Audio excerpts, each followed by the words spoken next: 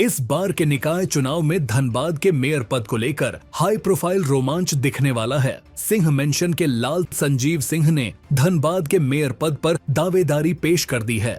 नगर निकाय चुनाव 2026 की तारीखों के ऐलान का ऐलान होते ही उन्होंने प्रदेश बीजेपी को पत्र भेजकर दावेदारी ठोक दी है। झारखंड में निकाय चुनाव की घोषणा के पहले से ही राजनीति में हलचल बढ़ी हुई है। दरअसल इस निकाय चुनाव में धनबाद मेयर के पद को सबसे हॉट सीट माना जा रहा है। धनबाद के सिंह मेंशन, रघुकुल, रामायण और महतो मेंशन की भी इस पर नजर गड़ी है।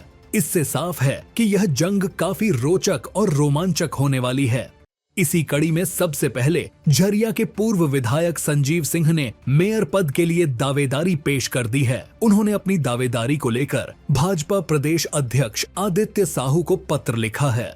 पत्र में संजीव सिंह ने खुद को पार्टी का एक अनुशासित और समर्पित सिपाही बताते हुए कहा कि वे सदैव संगठन की विचारधारा और राष्ट्रहित के सिद्धांतों पर चलते रहे हैं। संजीव सिंह ने अपनी दावेदारी को मजबूती देने के लिए अपने परिवार की लंबी राजनीतिक विरासत और सामाजिक पारिवारिक आधार का उल्लेख किया है। उन्होंने बताया है कि उनके पिता स्वर्गीय सूर्यदेव सिंह 4 बार विधायक रह चुके हैं।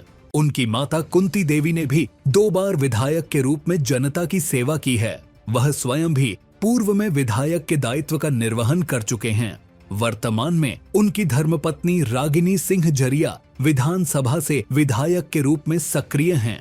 राजनीतिक बैकग्राउंड के अलावा संजीव सिंह ने जमीन स्तर पर अपने जुड़ाव का भी जिक्र किया है। उन्होंने बताया कि वे वर्तमान में बीसीसीएल के सबसे बड़े मजदूर संगठन से जुड़कर श्रमिकों के हितों, उनके सामाजिक आर्थिक कल्याण और अधिकारों के लिए निरंतर कार्य कर रहे हैं।